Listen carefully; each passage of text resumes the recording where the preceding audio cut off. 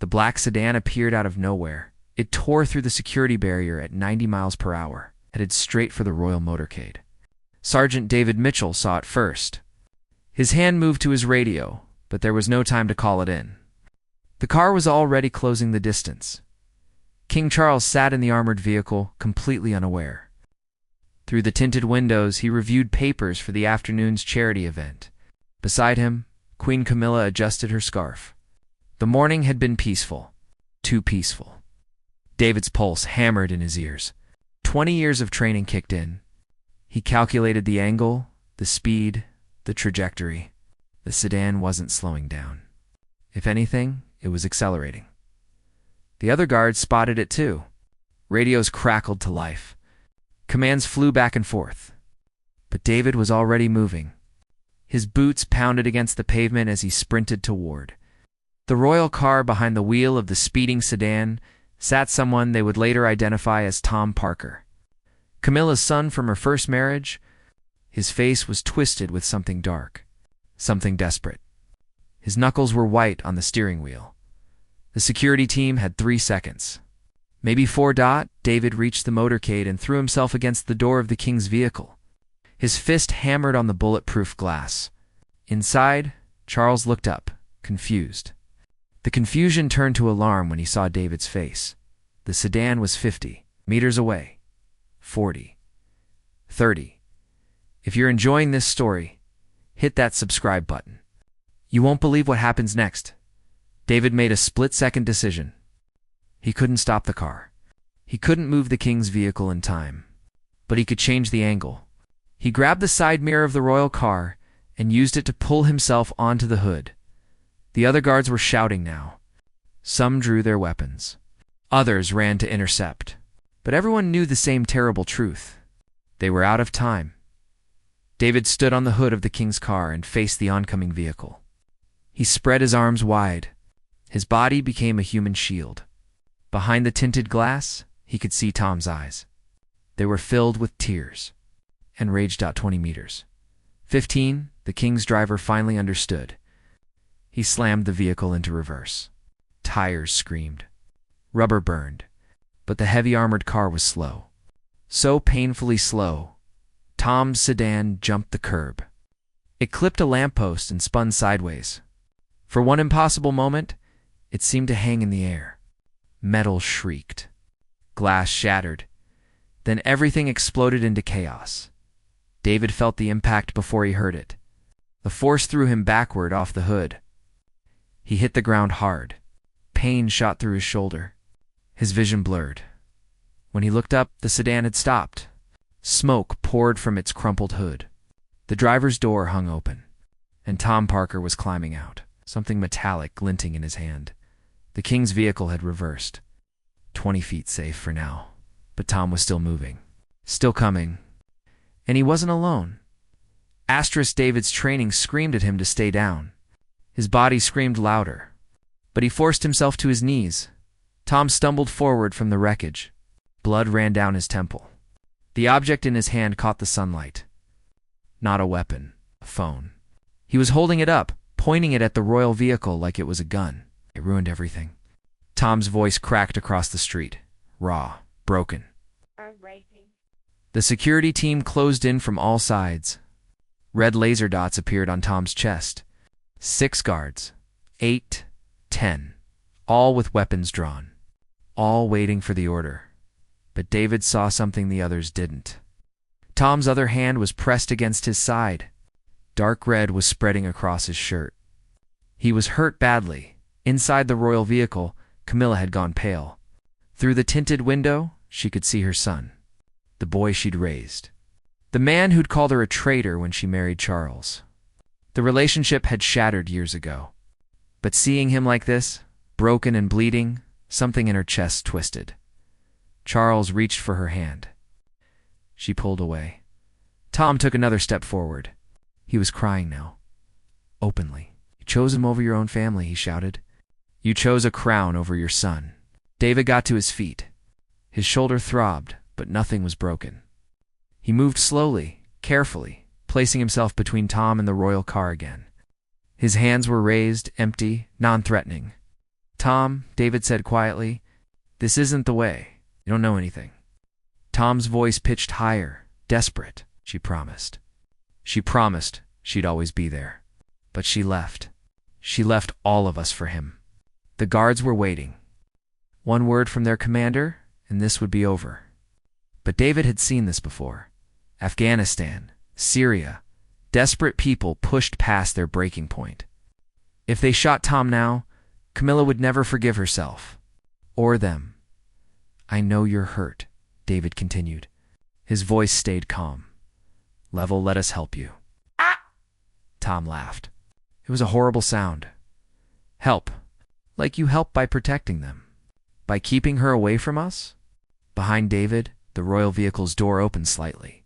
Against all protocol, against all safety measures, Camilla was trying to get out. Charles grabbed her arm. Don't, he said firmly.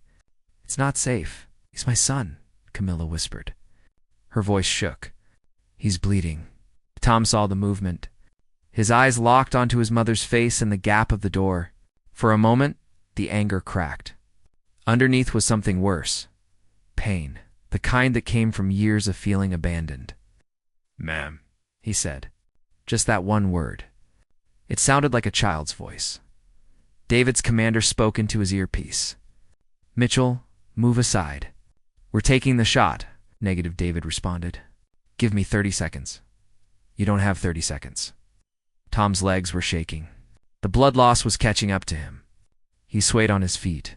The phone slipped from his fingers and shattered on the pavement. That's when David saw the second car. It came from the opposite direction. Another sedan? Same make, same model. It screeched to a halt 50 feet away.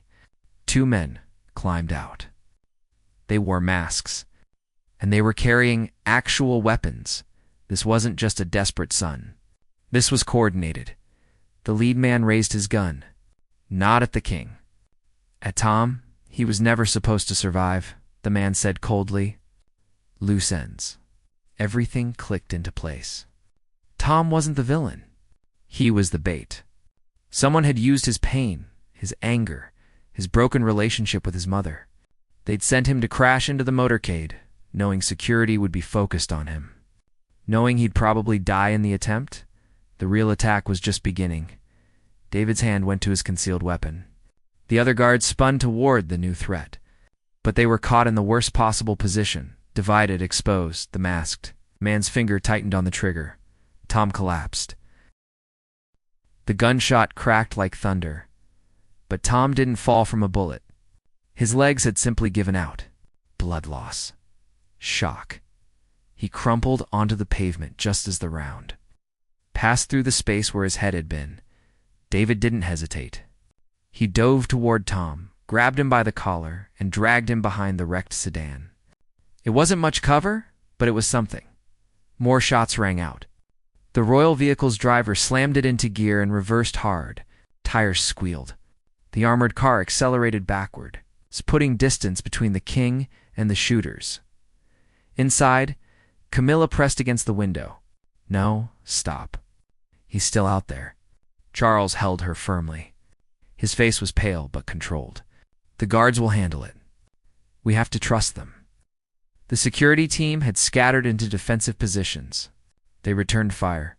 The sharp crack of pistols mixed with the heavier boom of rifles. Bullet casings clinked on the pavement. The smell of gunpowder filled the air. David pressed his hand against Tom's wound. Blood pulsed between his fingers. Too much blood? Tom's eyes were glazed, unfocused. Stay with me, David said. Look at me, Tom. Look at me. Eyes found his face. I didn't know, he whispered. They said she wanted to see me. That she missed me. Who said that? Marcus. Tom's breathing was shallow. Her old assistant, he said. Said Mum was too afraid to reach out. That Charles controlled everything. He gave me the car. Told me the route. Said if I could just get her attention. Ow. David's jaw tightened. Marcus Webb. He knew that name. Camilla's former assistant had been dismissed 3 years ago. Financial irregularities. There'd been rumors he blamed the royal family for destroying his career. "He set you up," David said. "This was never about getting your mother's attention. They wanted you dead. They wanted to use you to create chaos." Tom's hand gripped David's arm weakly. Is she safe?" "She's safe." "Good." Tom's eyes started to close. That's good." No, stay awake." David pressed harder on the wound. He needed a medic. Now, the firefight was intensifying. One of the masked men had taken cover behind a delivery truck. He had a clear angle on several guards. The other was advancing, using parked cars as shields. David's commander's voice crackled in his ear. "All units, the king is secure. Extraction vehicle is 2 minutes out. Hold position. 2 minutes might as well be 2 hours." The masked man behind the truck leaned out and fired a burst. Bullets sparked off the pavement near David's position. He had to move. But if he left Tom, the man would bleed out. Then he heard it. A sound that made his blood run cold. The click of a weapon being loaded. Close, too close. David looked up. The second masked man had flanked them. He stood 10 feet away, rifle aimed directly at David's head. "Step away from him," the man ordered. David didn't move. "He needs medical attention. He needs to disappear." "You too, if you don't move." David's weapon was holstered, out of reach. Tom was barely conscious between his legs. The other guards were pinned down. No one had a clear shot. The masked man's finger moved to the trigger. "Please." The voice was small, weak. Tom had opened his eyes. He was looking up at his would-be killer. "Please. I just wanted to see my mom." Something flickered in the masked man's eyes. Hesitation. 1 second. Maybe 2. It was enough. David lunged. Not away. Toward. He threw himself at the gunman's legs. The rifle went off. The bullet passed so close to David's ear that he felt the heat. Then they were both falling. They hit the ground hard. David's injured shoulder screamed in protest. But adrenaline pushed the pain away. He grappled for the rifle. The masked man was strong, trained. They rolled across the pavement, each fighting for control of the weapon. The man's knee caught David in the ribs. Air exploded from his lungs. His grip loosened. The rifle barrel swung toward his face. Then Tom Parker, bleeding and broken, threw himself onto the masked man's back. It wasn't much. Tom had no strength left. But it was enough to shift the balance. The rifle pointed skyward. David's hand found the trigger guard. He twisted hard. The weapon clattered away. Now it was just fists. David drove his elbow into the man's throat. Once, twice. The man gagged, his grip loosening. David rolled away and grabbed the fallen rifle. When he spun back, the man was reaching for a sidearm. "Don't," David said. The rifle was steady in his hands now. The masked man froze. Behind them, the other gunman saw his partner captured. He made a run for the second sedan.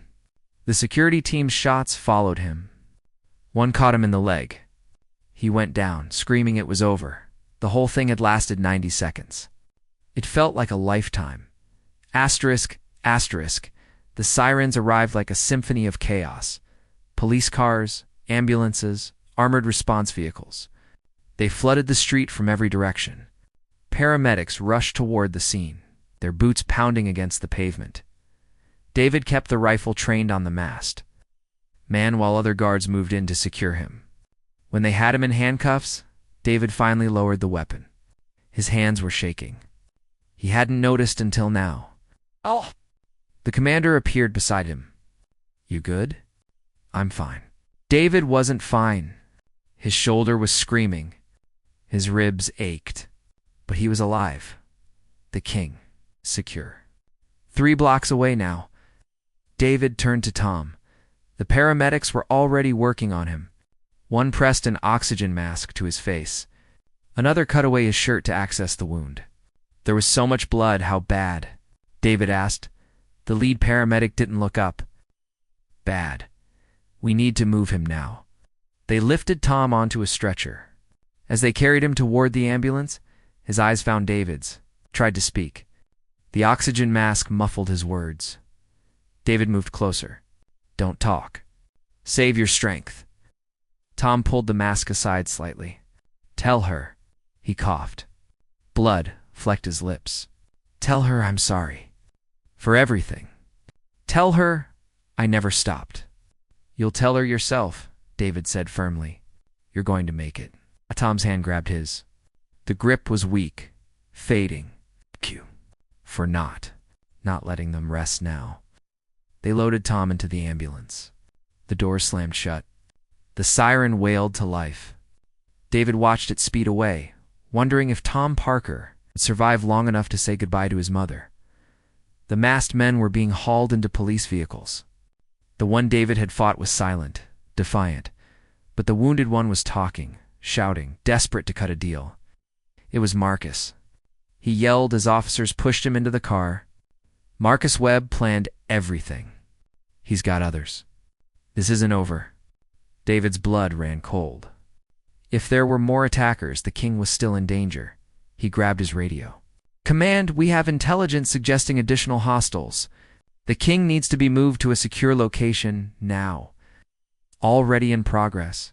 Buckingham Palace is on full lockdown. All routes are being secured.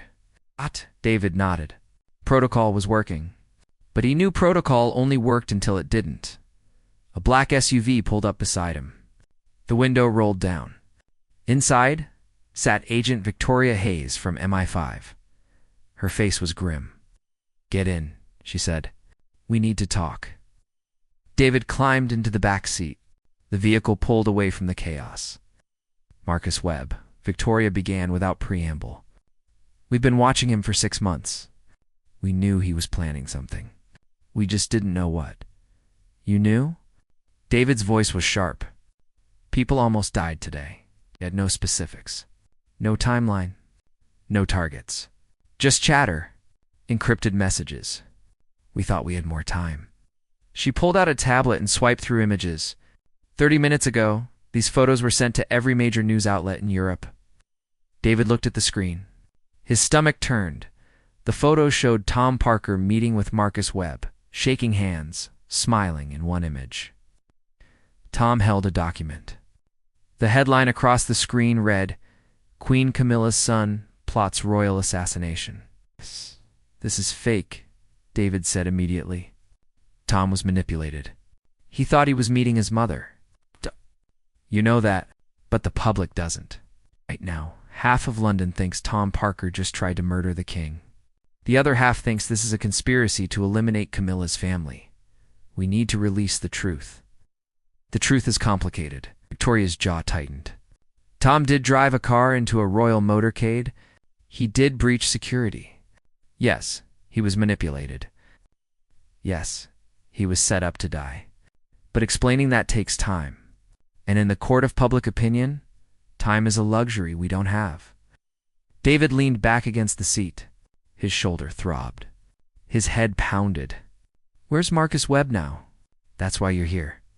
Victoria swiped to a new image. A warehouse. Dark. Industrial.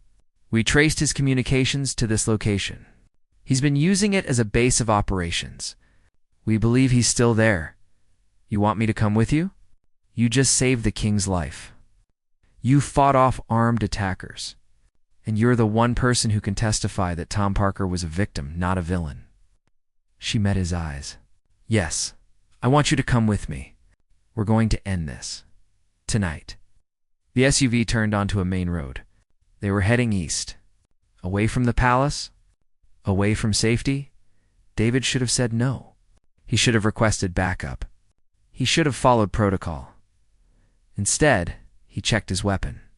Tell me everything you know about Marcus Webb. Victoria smiled grimly. He's smart, patient, ruthless.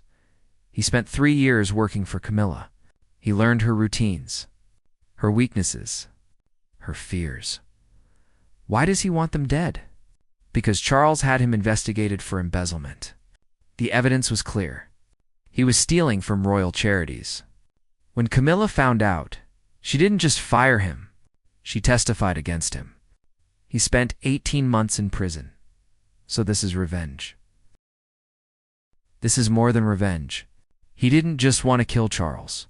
He wanted to destroy Camilla's reputation first. Make her look like a monster who'd turned her back on her own son. Then kill the king and frame Tom for it. 2 birds, 1 stone. The SUV slowed. They were in an industrial district now. Abandoned factories lined the streets. The warehouse loomed ahead. Victoria checked her weapon. Armed response is 3 minutes behind us. We wait for them. Ow. David looked at the building. Dark windows. Rusted metal. A perfect place to hide. Or to prepare another attack. 3 minutes is a long time, he said quietly. Then he saw it. A flicker of light in a 3rd-floor window. Movement. Someone was inside. And they were watching the street. They know we're here, David said. Victoria saw it too. The light disappeared. The window went dark. Back up, she ordered the driver. Now, the SUV reversed hard. Just in time. The 3rd-floor window exploded outward. Something metallic tumbled through the air.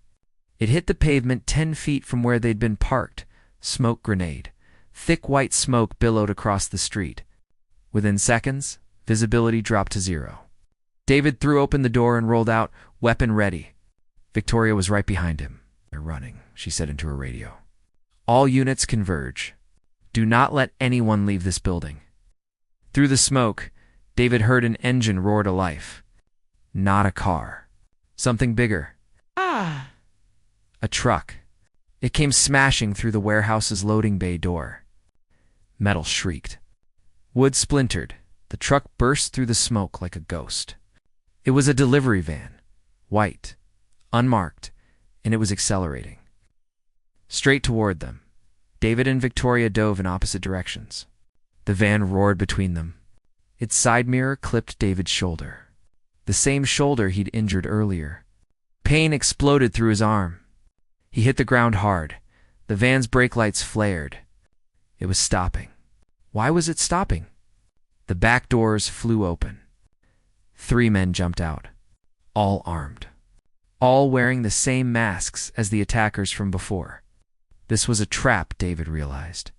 They'd been led here. Drawn away from the palace. Away from backup, the armed response team was still 2 minutes out. Might as well be 2 miles. The 3 men spread out, professional, trained. They moved like soldiers. One covered the street. One moved toward Victoria. The 3rd came straight for David. David's weapon was still in his hand. He fired twice. The shots went wide. His injured shoulder made his aim shaky. The attacker returned fire. Bullets sparked off the pavement near David's head. He scrambled behind the SUV. The driver was already out, weapon drawn, engaging the man covering the street. Victoria was in a firefight with her target. The sharp crack of gunfire echoed off the warehouse walls. David's attacker advanced, methodical, patient, he knew. David was hurt. He knew David was running out of options. Mitchell. Victoria's voice. The van. There's someone still inside. David risked a glance. She was right. Through the van's windshield, he could see a figure in the driver's seat. Not moving. Just watching. Directing Marcus Webb. Everything else was a distraction. The smoke. The armed men. It was all designed to keep them busy while Marcus escaped. The van's engine was still running. Any second now, he'd drive away. David made a choice. A crazy, reckless choice. He burst from cover and sprinted toward the van. His attacker's shots followed him. One tugged at his jacket. Another took off his earpiece. He didn't stop. 10 feet from the van, he dove. He hit the pavement and slid beneath the vehicle. Above him, bullets punched holes in the van's side. David scrambled forward. His hands found the van's undercarriage. He pulled himself toward the front. The van started moving. Marcus was making his escape. David grabbed onto the front axle. The van picked up speed. Pavement blurred beneath him. He was being dragged. His clothes shredded on the rough ground. His hands burned. But he held on. The van swerved hard. Marcus had seen the police vehicles approaching. He was trying to lose them. The sudden turn threw David against the wheel well. His grip loosened. He was going to fall. At this speed, he'd be crushed under the wheels. His hand found a metal bracket. He locked his fingers around it, pulled, used his legs to push himself higher. He was climbing the van's underside like a spider. Insane, impossible, but he was doing it. The van hit a pothole. David's body bounced. His shoulders screamed. For a moment, he was flying. Then he crashed back down. His hand caught the passenger side door handle. Pure luck, pure chance. He yanked. The door flew open. The van was still moving. 30 miles per hour? 40. David pulled himself up, using the door as a ladder. Wind tore at his face. His arms shook with effort. Then he was inside. Rolling into the passenger seat, Marcus's face turned white with shock. "You're insane," Marcus shouted. He swerved the van again, trying to throw David out. The passenger door swung wildly on its hinges. David grabbed the steering wheel, pulled hard left. The van lurched. Marcus fought him for control. They were wrestling at 45 miles per hour. The van crossed into oncoming traffic. Horns blared. Cars swerved. "You killed him," David shouted. "Tom was just a kid. Your manipulation killed him. He was weak." Marcus spat, just like his mother. "She promised me everything, then threw me away like trash." "So you used her son? Made him think she wanted to see him?" "I gave him purpose. A chance to mean something." The van mounted the curb. Pedestrians scattered. Marcus's eyes were wild, unhinged.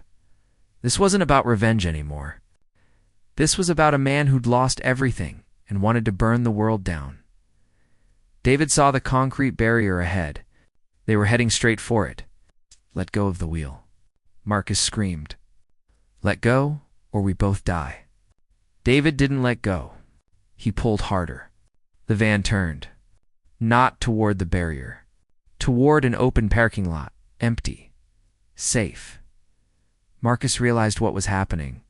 His hand dove into his jacket. David saw the glint of metal. A gun. There was no time to think. David released the wheel and lunged. His hand clamped around Marcus's wrist. The gun went off. The bullet punched through the roof. Deafening in the enclosed space, they struggled. The van careered wildly. It jumped another curb, scraped along a fence. Metal shrieked. David slammed Marcus's hand against the dashboard. Once, twice, the gun fell. It slid under the seat. Gone. Marcus's elbow caught David in the jaw. Stars exploded in his vision.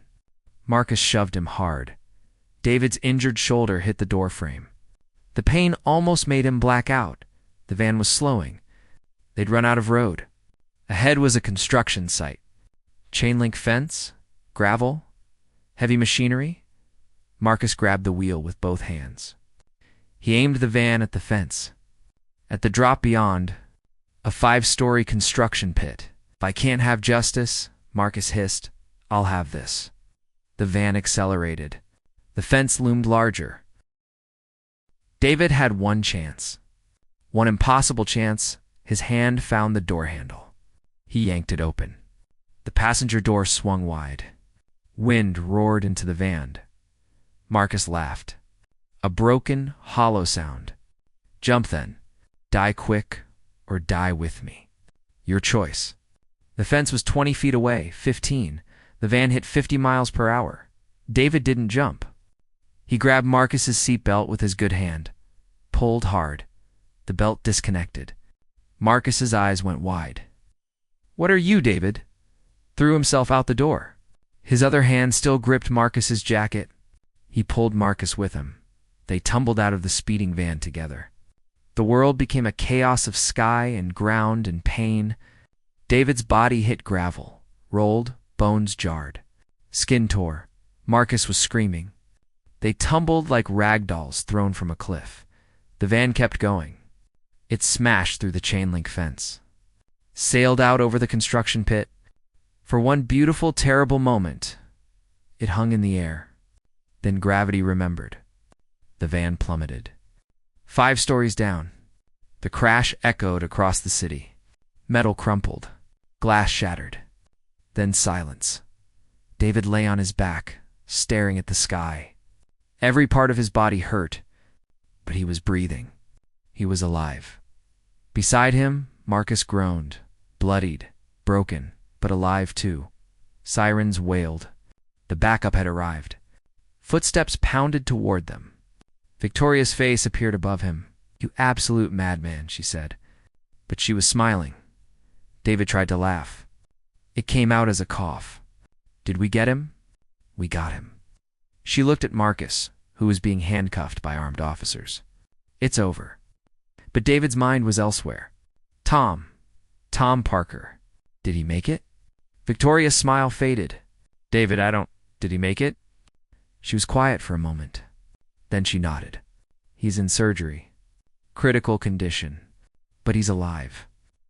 David closed his eyes. Relief washed over him. The pain seemed less somehow. Less important. They loaded him into an ambulance. The paramedics worked quickly, checking vitals, bandaging wounds. One of them whistled low when she saw his shoulder. "You should have been dead 3 times today," she said. "Yeah." David managed a weak smile. "But I wasn't." Hospital was chaos. Press everywhere. Security. Police. The attempted assassination of King Charles was international news. David's name was being spoken on every channel. Hero, guardian, savior. He didn't feel like any of those things.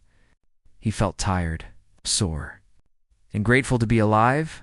They'd just finished setting his shoulder when Victoria appeared in his room. "Someone wants to see you," she said. Before David could ask who, the door opened. Queen Camilla stepped inside. No entourage. No guards. Just her. Her eyes were red.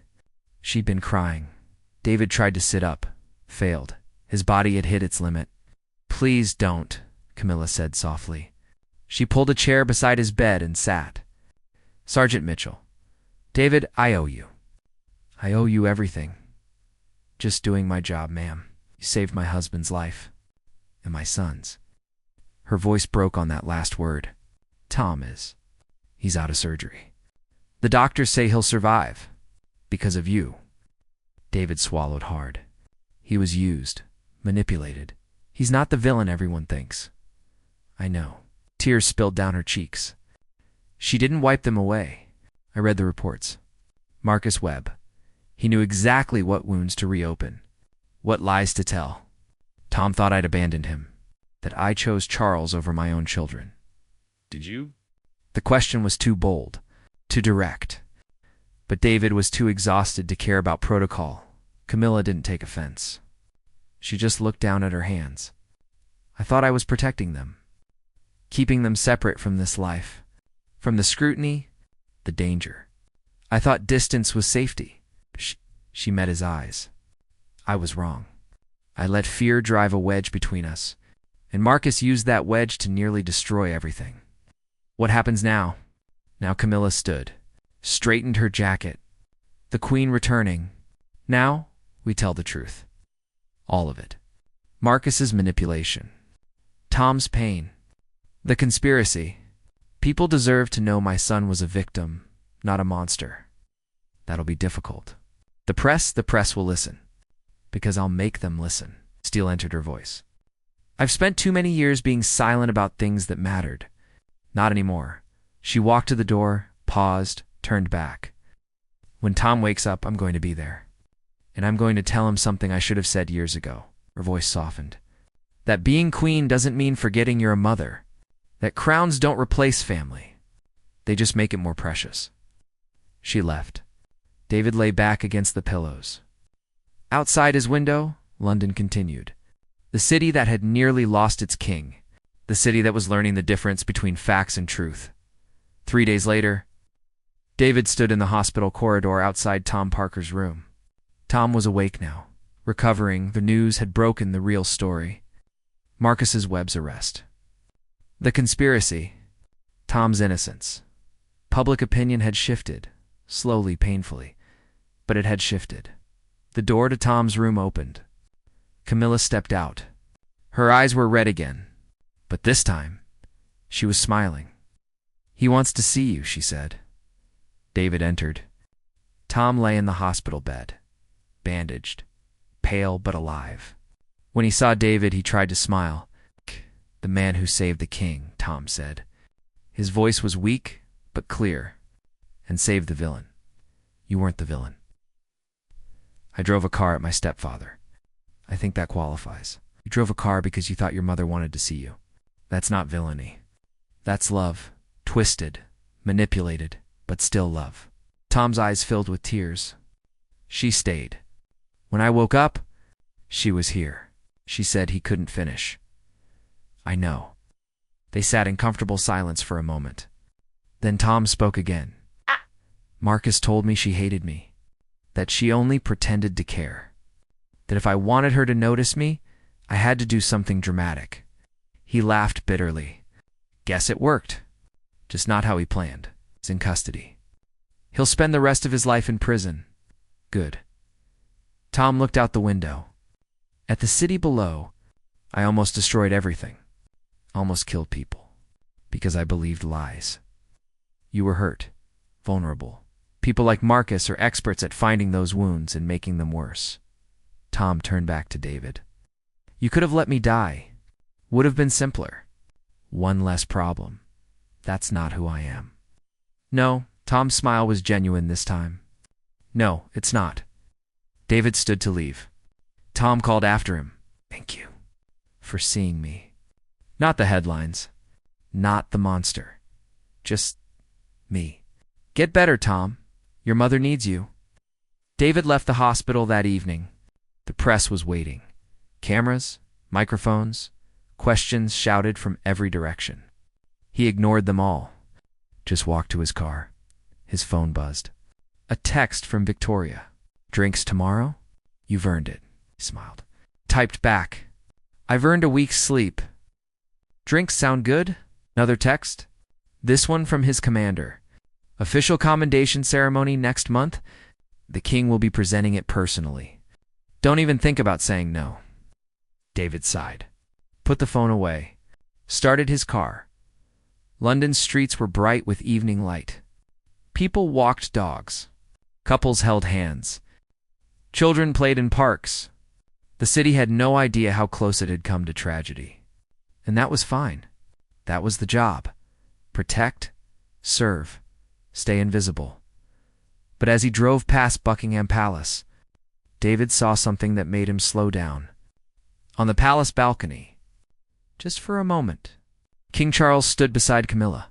And beside them, in a wheelchair, was Tom Parker. They weren't waving, weren't posing, just standing together. A family. The moment passed. They went back inside. But David had seen it, and he knew. Sometimes the greatest rescues weren't about stopping cars or catching villains. Sometimes they were about giving people a second chance. At family. At forgiveness. At being human, he drove home through the London streets. His shoulders still ached. His body was covered in bruises. But his heart felt light. He'd saved a king today. But more importantly, he'd saved a son and a mother. And maybe, just maybe, he'd saved the most important thing of all. Hope, the kind that said broken things could be mended. That distance could be crossed. That even in the darkest conspiracy, there was room for redemption. David Mitchell pulled into his driveway. Turned off the engine. Sat in the quiet. Tomorrow, the world would keep spinning. There would be other threats. Other dangers. Other people who needed saving. But tonight, he could rest. Knowing he'd done more than his duty. He'd reminded everyone that heroes weren't perfect. They were just people who chose to act when it mattered most. And sometimes, that was enough.